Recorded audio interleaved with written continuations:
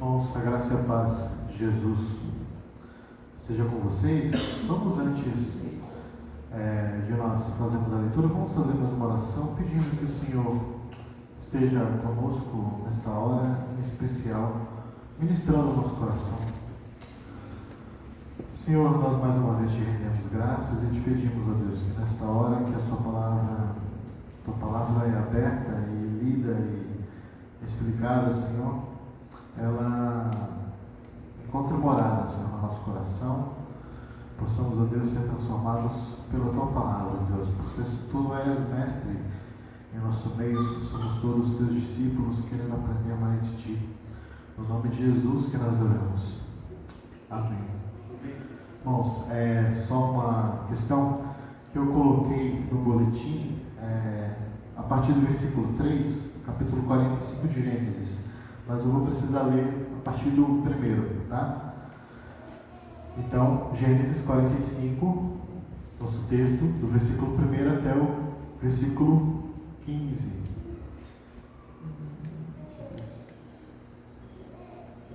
Do versículo 15, tá? Passamos a leitura então da palavra do Senhor. A essa altura, José já não podia mais conter-se diante de todos os que ali estavam, e gritou: façam sair todos. Assim ninguém mais estava presente quando José se revelou a seus irmãos. E ele pôs-se a chorar tão alto que os egípcios o ouviram, e a notícia chegou ao palácio do faraó. Então disse José a seus irmãos: eu sou José. Meu pai ainda está vivo? Mas os seus irmãos ficaram tão pasmados diante dele que não conseguiam responder. Cheguem mais perto, disse José a seus irmãos. Quando eles se aproximaram dele, disse-lhes: eu sou José, seu irmão, aquele que vocês venderam ao Egito. Agora não se aflijam, nem se recriminem por terem me vendido para cá, pois foi para salvar vidas que Deus me enviou adiante de vocês. Já houve 2 anos de fome na terra, e nos próximos 5 anos não haverá cultivo nem colheita. Mas Deus me enviou à frente de vocês para lhes preservar um remanescente nesta terra e para salvar-lhes a vida com grande livramento. Assim não foram vocês que me mandaram para cá, mas sim o próprio Deus.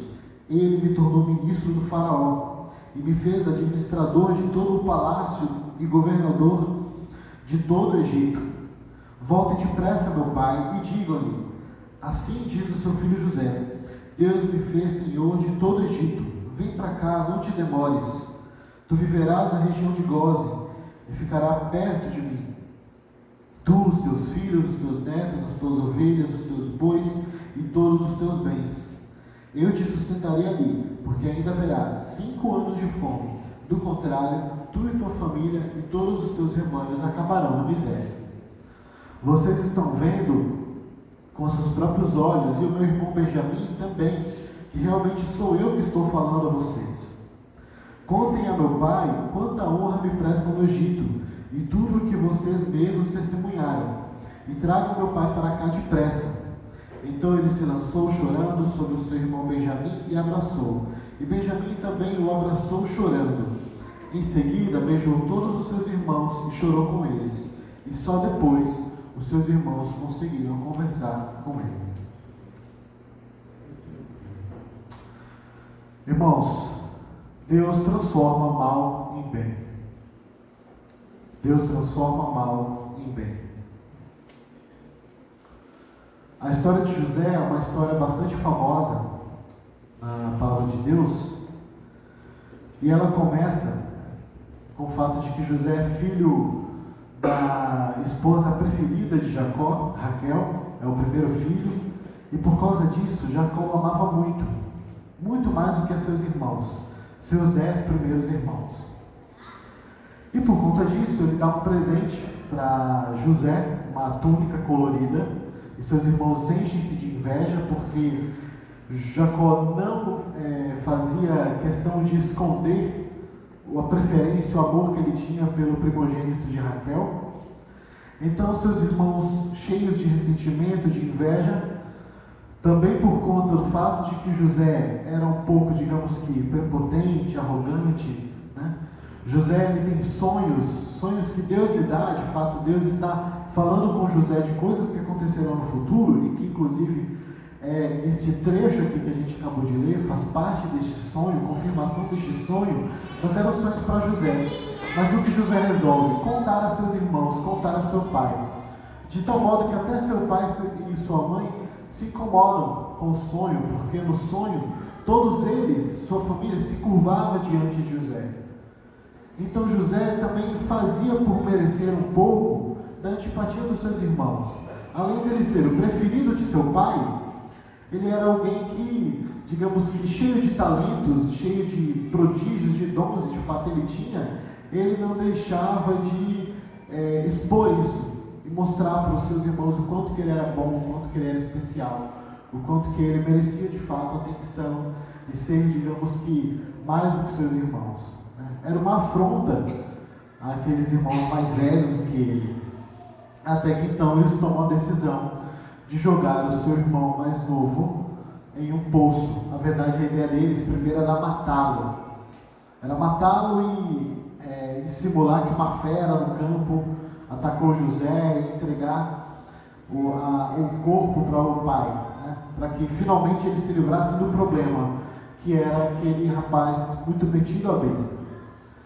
Mas aí Rúben, um dos irmãos, o mais velho, ele decide que seria muito pesado fazer isso, afinal era o irmão deles. Então eles pensam em algo mais humano, jogá-lo no poço, né? Ou melhor, vamos vender a mercadores. E eles vendem a mercadores árabes que estão passando ali pela região, e José é vendido então como um escravo. Era uma prática comum na época, você vender filhos como escravos, sobretudo quando você passava necessidade. Mas aqui não era o caso. Aqui é porque eles queriam muito se livrar do irmão que eles detestavam. E eles fazem isso, pegam um animal, matam, encharcam de sangue a túnica colorida de José e entregam para o pai e contam a mentira. Olha, José foi morto pelas feras, pai. Não sobrou nada, só a túnica dele. E Jacó então, Jacó que já tinha sofrido muito na vida, e ele tinha acabado de perder a sua esposa no nascimento de Benjamim, o seu filho caçula, a sua esposa preferida, Raquel. Ele toma mais um golpe, porque para ele José, seu filho preferido, estava morto também. Mas na verdade ele foi vendido para os árabes e acabou parando no Egito. Para os irmãos, é como se de fato José tivesse morrido, e provavelmente deveria ter morrido enquanto escravo, porque escravos nem sempre viviam muito tempo. Eles não sabiam, não faziam ideia de quanto tempo duraria José. Mas José segue a sua vida, e aí o texto começa a mostrar a vida de José.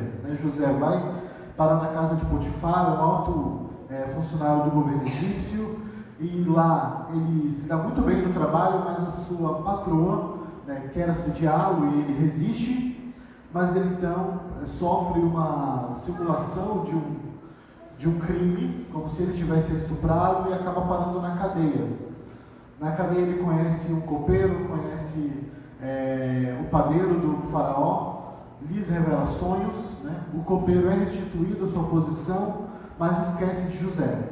E José continua lá, mofando na cadeia, até que ele finalmente é lembrado pelo copeiro e adivinha os sonhos de Faraó.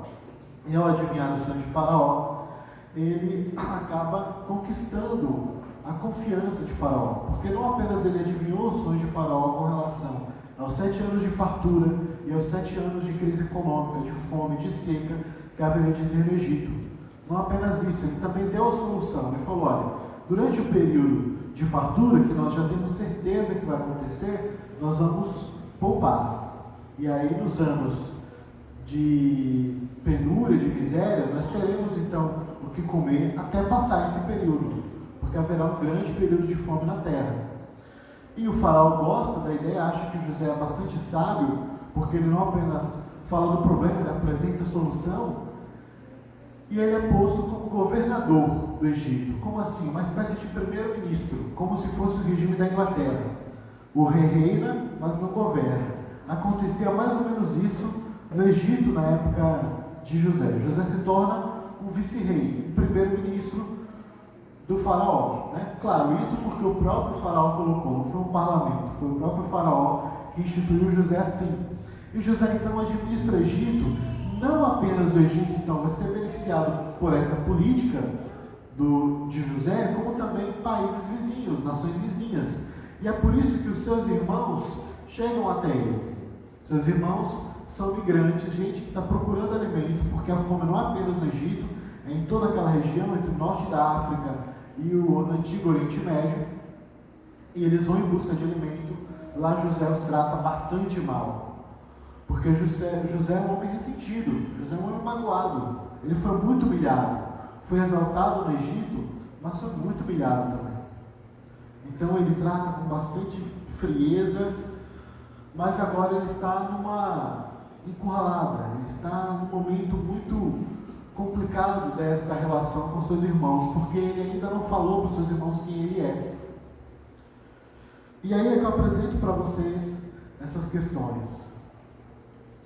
Primeiro, será que nós podemos ter cura em nosso coração dos traumas, das mágoas que nos acontecem na vida? Será que a cura é possível?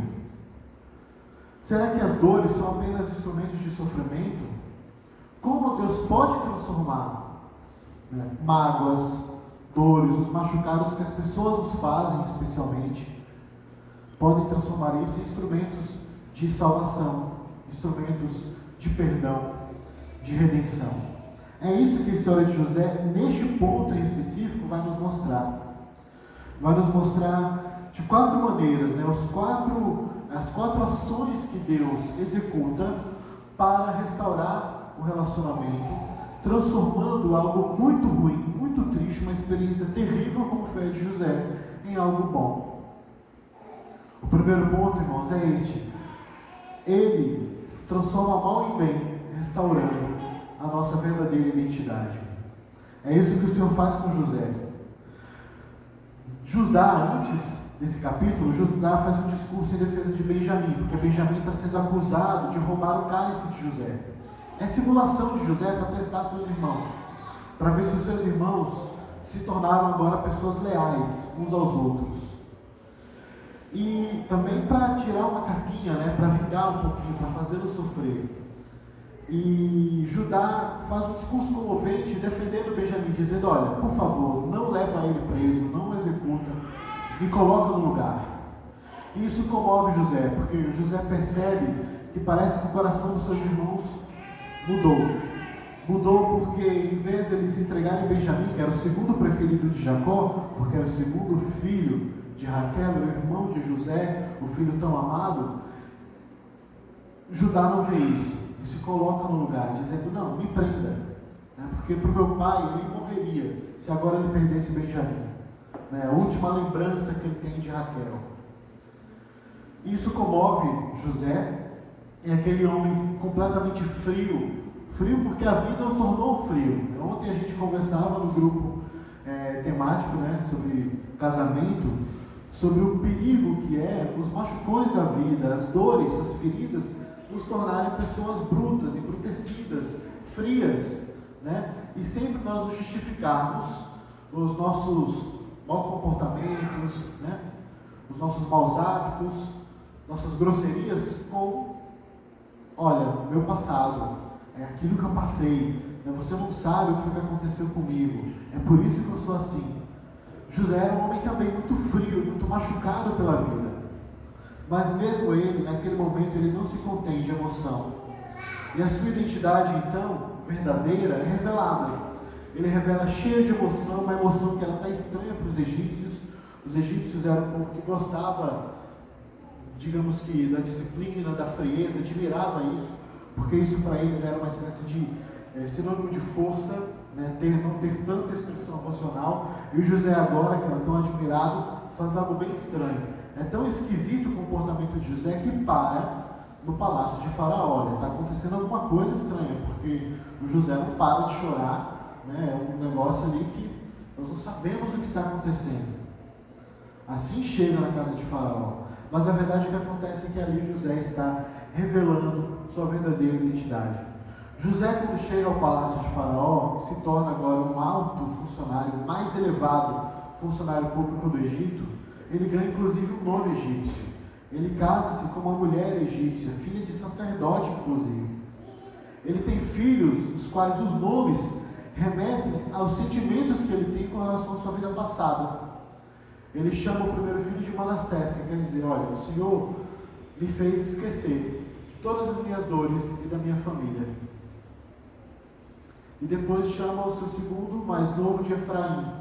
O Senhor me exaltou no lugar onde eu fui humilhado. Depois de tanta humilhação, o Senhor me exaltou, me deu uma nova vida. Para José, então, Egito era nova vida. Egito era deixar todo aquele passado para trás. Mas, gente, a gente pode enterrar, mas ainda está lá. A gente pode fazer de conta que as coisas não aconteceram, mas ainda está lá. Basta, às vezes, a mínima menção de um nome, para que a gente comece a sentir que está doendo ainda, que tem coisa mal resolvida, tem fio desencapado. A gente precisa tratar. Não dá para ficar sufocando os sentimentos.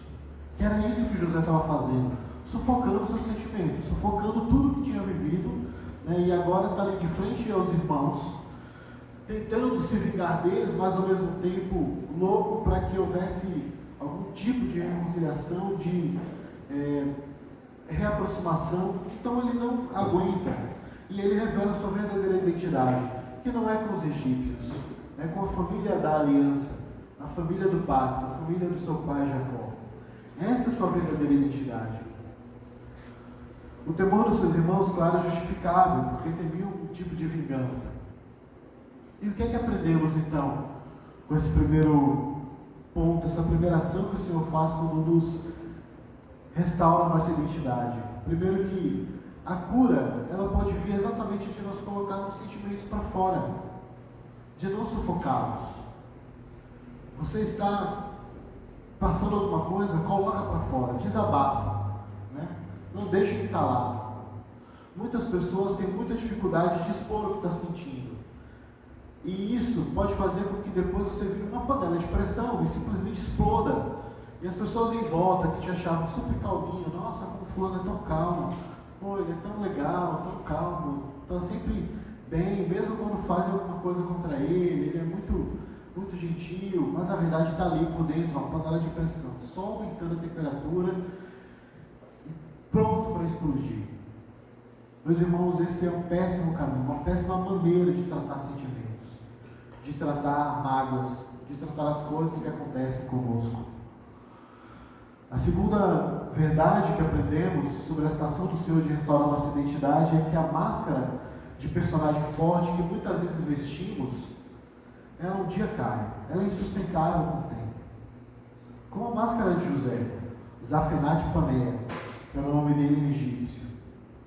Esse nome era uma máscara, esse nome era uma personagem, de um homem muito forte, o Senhor do Egito depois de Faraó, mas que diante do seu passado via que era na verdade uma pessoa completamente quebrada, precisando de restauração. Então, esquece as máscaras, né? Se desfaz delas, restaura a tua identidade diante do Senhor, encara a tua história, é assim que o Senhor vai poder realizar cura na tua vida.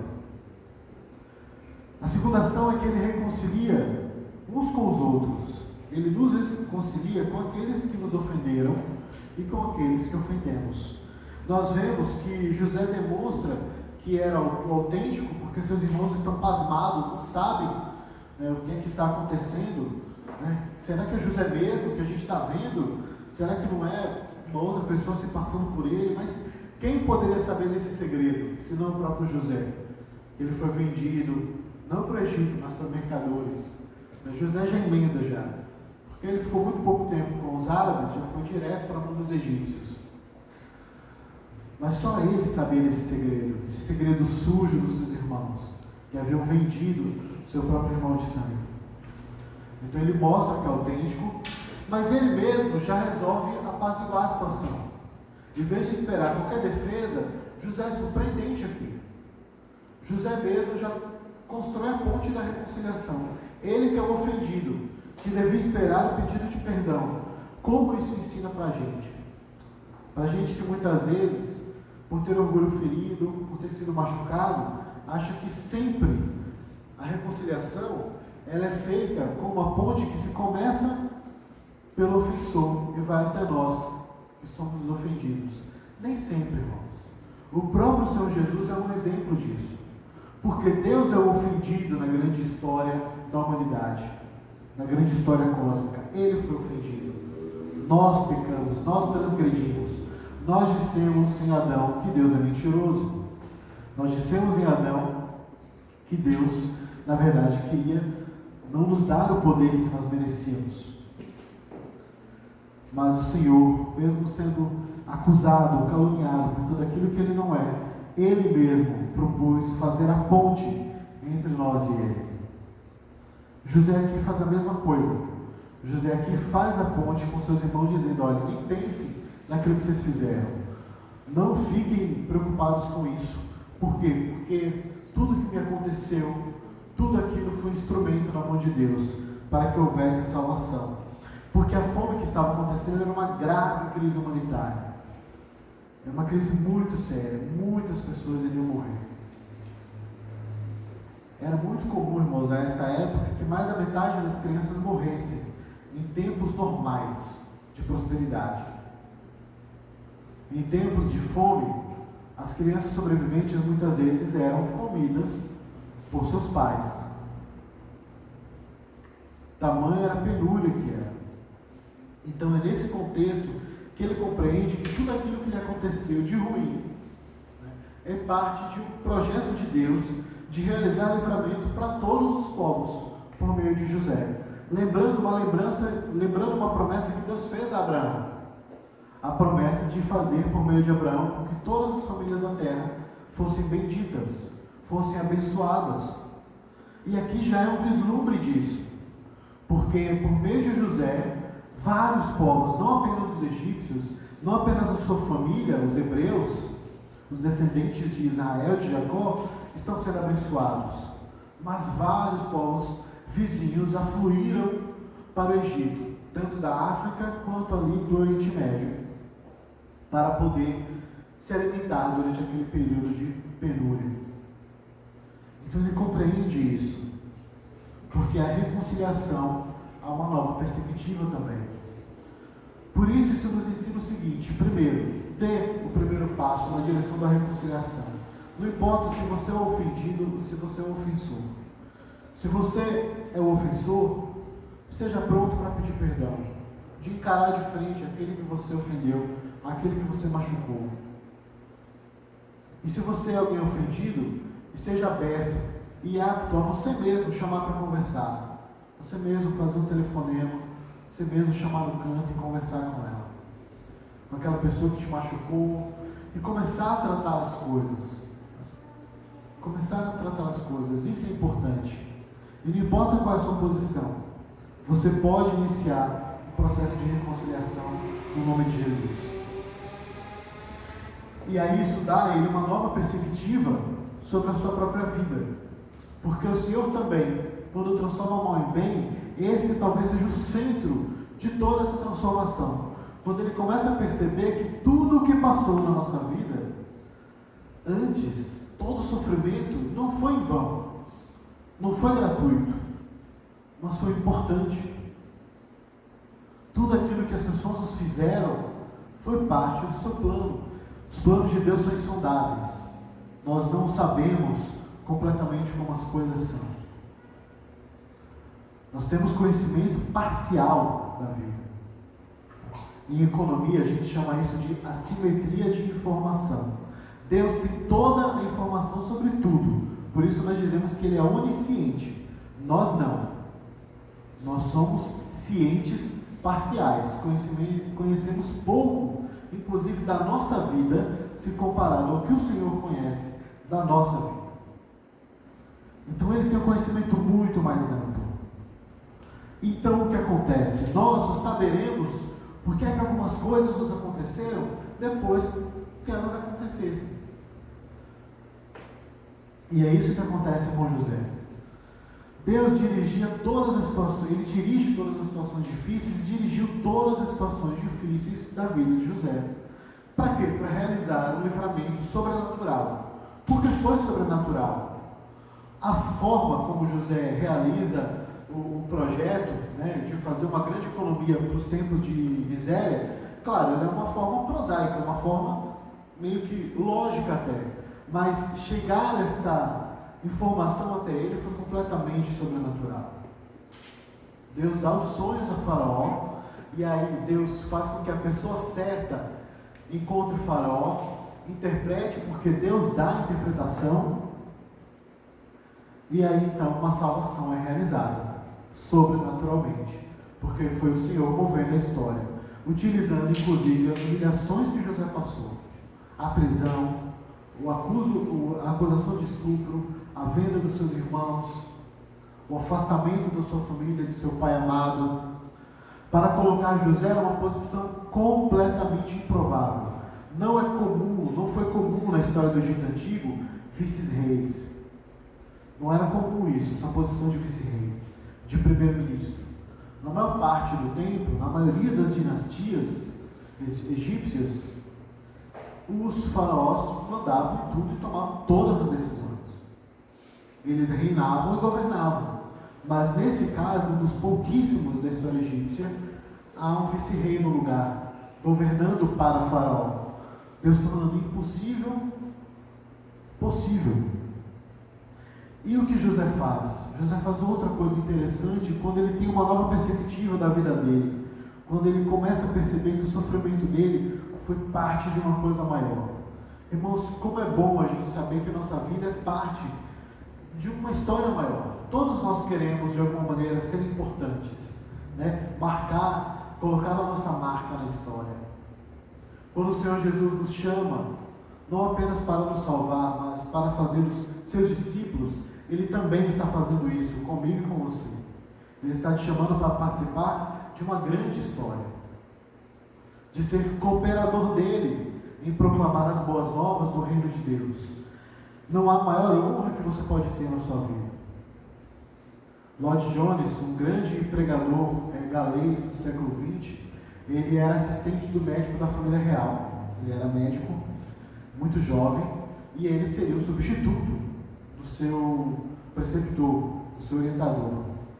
Mas o Senhor o chama para ser pregador do Evangelho. Simplesmente, Lloyd Jones abandona o seu posto, vai para o seminário para pregar o Evangelho. E ele, até o final da sua vida, sempre reafirmava que não tinha o menor arrependimento de ter trocado o luxo, a riqueza, o prestígio que poderia ter tido para ser alguém que proclamava o Evangelho. É claro que isto não é para todos, mas é para que todos nós percebamos o seguinte: isto é universal para qualquer crente. Todos nós fomos chamados para o mais nobre dos chamados, sermos discípulos de Jesus. Em algum nível você é o proclamador das boas novas. Deus já te colocou dentro de uma grande história de livramento, de salvação. Ele não apenas te salvou, mas Ele também quer te usar. Porque, irmãos, uma vida que seja salva vale o mundo inteiro. Porque o Senhor é aquele que deixa as suas 99 ovelhas no aprisco para ir atrás de uma só. Então não há ninguém mais importante ou menos importante. Todos nós somos chamados a proclamar o Evangelho fazendo o que fazemos. E isso já é a posição mais nobre que nós poderíamos ter. E José, ele faz algo contrário daquilo que seria a natureza humana quando ele paga o mal dos seus irmãos com o bem. Quando ele fala para os seus irmãos: traz o pai para cá, né? Vem vocês para cá também, porque vai ter ainda 5 anos de fome, não quero que vocês passem necessidade, porque vocês vão morrer, vai ser muito sério o negócio. E aí o que aprendemos, irmãos, com esta ação do Senhor em mudar a nossa perspectiva? Compreenda primeiro que Deus é soberano sobre a sua vida em todas as circunstâncias, todas, as dores, as tristezas, as alegrias, na prosperidade, na miséria, na saúde, na doença, aqueles votos de casamento. O Senhor é soberano sobre todas as situações. Ele não deixou o seu governo. Não importa se tem pandemia, se tem guerras, se o governo te agrada ou não. Não importa se a economia está bem ou está mal. Não importa. O Senhor permanece no seu trono. E Ele continua dirigindo os nossos passos. Isso é para o nosso consolo, porque Ele é bom. O seu plano é bom. Então, apesar de nós sofrermos no momento, tudo acabará bem, porque o Senhor nos garantiu isso. Porque, inclusive, Ele nos dá uma nova perspectiva sobre a vida, que vai muito além dessa. Então, ainda que a doença que a gente tenha nos mate, ainda que a gente perca alguém muito querido na nossa caminhada, ainda que a gente nunca consiga ter o mesmo sucesso, prestígio profissional que já teve, o Senhor nos diz: acabará bem, porque eu te prometi vida eterna, comunhão comigo eternamente. Prometi a você novo céu, nova terra. Prometi a você enxugar as suas lágrimas. E Ele fará isso. O tempo de experiência com Deus também é um santo remédio, né? O tempo, ele é muito bom nisso. O tempo com Deus, então, meus irmãos, é muito melhor. Então, à medida que você amadurece no Senhor, em caminhar com Deus, você vai começar a reavaliar melhor aquilo que acontece com você, com sua vida. Vai começar a ter novos pensamentos e sentimentos sobre pessoas que te machucaram, de maneira que o Senhor possa de fato transformar as suas afeições.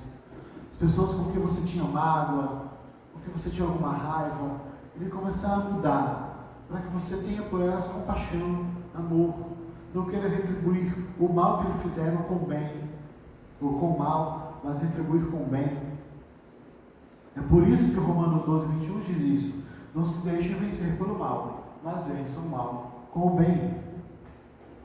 Essa é a maneira da gente responder qualquer coisa. Uma palavra grossa,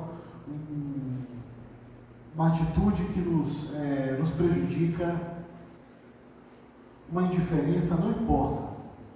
Nós devemos e somos chamados a retribuir todo o mal que recebemos com o bem. Não há opção, irmãos, para os cristãos, não há. Mas isso é muito facilitado quando nós temos também uma nova perspectiva sobre a nossa vida.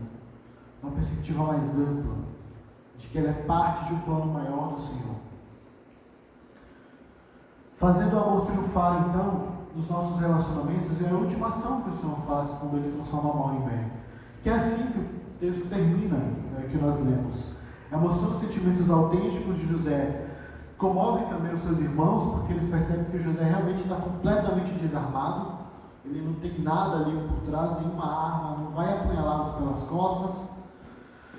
Então eles também podem chorar e abraçar, e seus irmãos já podiam conversar normalmente. Restauração de comunhão, daquilo que havia sido perdido há mais de 20 anos na vida daquela família.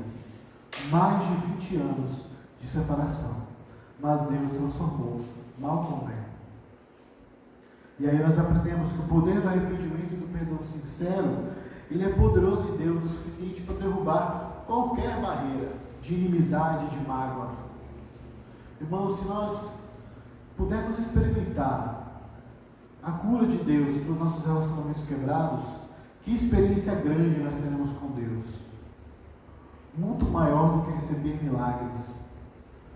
Muito maior do que qualquer outra ação sobrenatural que nós poderíamos imaginar. Porque é isso que o Senhor quer no meio de nós. Que relacionamentos sejam restaurados.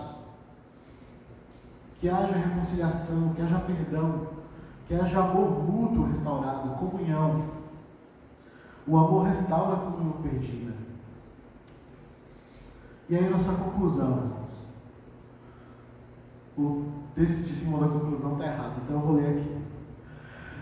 O Evangelho nos mostra que mágoas e traumas do passado, eles não definem nossa história. A gente viu isso ontem também no grupo temático. Que esse talvez seja um grande problema de quem passa por dores, e elas são compreensíveis. Né? Nós compreendemos, e aqueles que passam por mágoas na vida, por tristezas, merecem uma atenção maior, merecem ser cuidados com mais delicadeza. Mas também é importante lembrar para essas pessoas, há esperança. É importante lembrar para você que sofreu, que há esperança. Aquilo que você sofreu não te define, não define a sua vida. O Evangelho sim te dá essa oportunidade de ter uma nova história. E aí eu lembro a música de um grande compositor brasileiro, Estênio Marcius, chamado Tapeceiro, na qual ele exatamente explica a história de José. Só que pensando em um tapeceiro fazendo o seu tapete, uma obra de arte, uma tapeçaria, na qual, se você olha ao avesso, está todo esquisito, feio, né? Não é bonito. Mas quando você olha do outro lado, mesmo as cores das linhas tristes, as cores mais fechadas, mais opacas, mais frias, elas são importantes para criar contraste com as cores quentes e alegres e fazer daquele tapete uma obra de arte. O Senhor é um tapeceiro na nossa vida, utilizando tanto linhas tristes, linhas frias, quanto linhas alegres e quentes, para tecer a nossa vida. E ter a certeza de que Ele, ao final, quando completa, Ele faz uma obra perfeita. O que Ele nos prometeu, irmãos, foi formar o caráter do seu Filho em nós. E para isso é necessário que passemos por várias situações. E Jesus é o maior exemplo a respeito disso, porque Ele é aquele que inclusive já nasceu sabendo que haveria de sofrer para realizar um grande livramento, uma grande salvação. Ao contrário de José, que só pôde compreender isso depois que todos os acontecimentos viessem à tona, Jesus não. Ele sabia, inclusive antecipava isso aos seus discípulos. É necessário que o Filho do Homem seja entregue. É necessário cumprir toda a justiça. O Senhor Jesus sabia que era necessário sofrer para garantir que nós tivéssemos esperança. Que o Senhor então nos abençoe e transforme os nossos males em bem, irmãos. Vamos orar neste momento? Senhor, nós te rendemos graças, a Deus, porque o Senhor é poderoso para salvar, o Senhor é poderoso para transformar, ó Deus, a nossa vida. Pegar tudo aquilo que foi ruim, ó Deus, as mágoas, as feridas que as pessoas nos abriram, ó Deus, e transformá-las em instrumento de salvação, de livramento, de misericórdia, instrumento, ó Deus, sobretudo, para formar o caráter de Teu Filho Jesus em nós. Senhor, então, nesta hora, nós entregamos tudo aquilo que já se passou conosco e pedimos a Deus que o Senhor utilize toda essa experiência para formar o caráter de Cristo em nós, para promover reconciliação, ó Deus, entre nós e aqueles que ofendemos, entre nós e aqueles que nos ofenderam. Senhor, para que assim nós sejamos realmente conhecidos como seus discípulos, porque entre nós o vínculo do amor, ele é visível. No nome de Jesus, ó Pai, que nós oramos. Amém. Vamos cantar?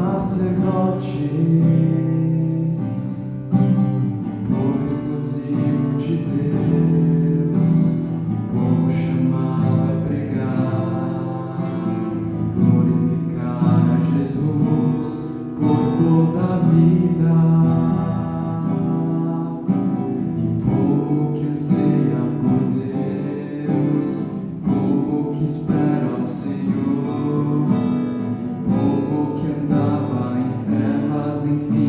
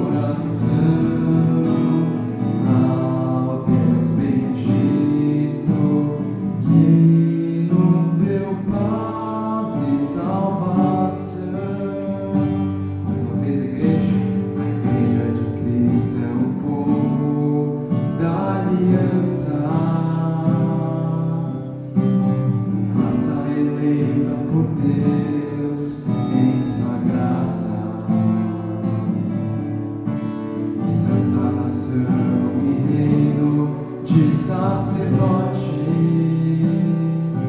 um povo exclusivo de Deus, e povo chamado a pregar e glorificar a Jesus por toda a vida.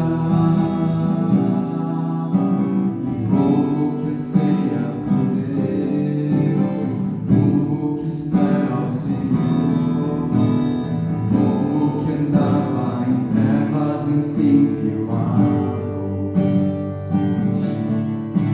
E glória pra sempre ao Criador, Deus soberano,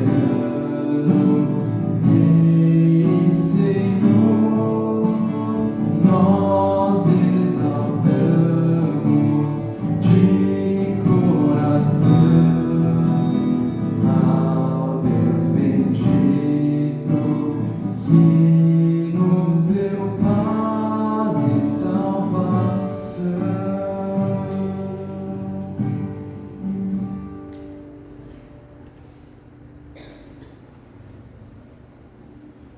Irmãos, oremos juntos. Está desligado. Oremos juntos a oração que o Senhor nos ensinou, então. Vamos nos colocar de pé.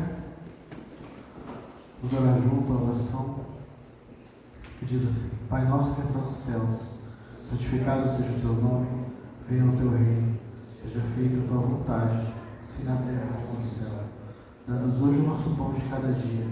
Perdoa as nossas dívidas, assim como perdoamos aos nossos devedores. Não nos deixes cair em tentação, mas livra-nos do mal, porque teu reino, o poder e a glória para sempre. Amém. Não podem se assentar? Só lembrando aqui, a reunião que nós teremos dia 29, eu preciso que os irmãos casados confirmem, tá bom, lá no grupo, para ver se a gente realmente vai ter quórum dia 29 de abril, reunião do grupo temático sobre o casamento. E também só registrar aqui as visitas de Ezequiel, Júlio e Carlos Aquim, que é o pequenininho ali, estão lá no fundo. Podem se levantar, por favor. São nossos irmãos lá de Aracaju, mas na verdade eles moram em Santa Catarina, agora são catarinenses. E o novo paulistano, agora o novo paulista, que é o Misael, que também lá de Aracaju, que é da nossa igreja lá de Aracaju, está vindo morar aqui com a sua família. Tá bom? Que Deus nos abençoe. A gente tem uma boa semana.